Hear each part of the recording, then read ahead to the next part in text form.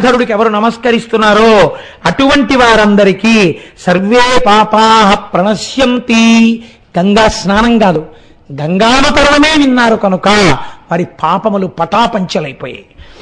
ఆయుకీర్తిశ్చ వర్ధతే, వారి యొక్క ఆయుర్దాయము చక్కగా వృద్ధిలోకి వచ్చి వారు దీర్ఘాయుష్మంతులవుతారు, చిరంజీవులవుతారు.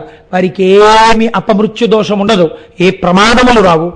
కీర్తిశ్చ వర్ధతే, చక్కటి కీర్తి పొందుతారు. కీర్తి ఎప్పుడు పొందుతారండి మీరు చెప్పండి? కీర్తి ఎప్పుడు వస్తుంది? ఆయన్ని చూడగానే అమ్మ మహానుభావుడు అండి నమస్కారం పెడదామని ఎప్పుడంటారు? సద్గుణములు కలిగినటువంటి వాడు, సత్కర్మానుష్ఠానము కలిగినటువంటి వాడు అయితే కీర్తి ఉంటుంది. అంటే ఈ గంగావతరణము వినడము చేత మనస్సు మారి భగవంతుడి వైపుకి మనస్సు ప్రచోదనమై సత్కర్మానుష్ఠానము కలిగి వేరొకసారి నేను పాపము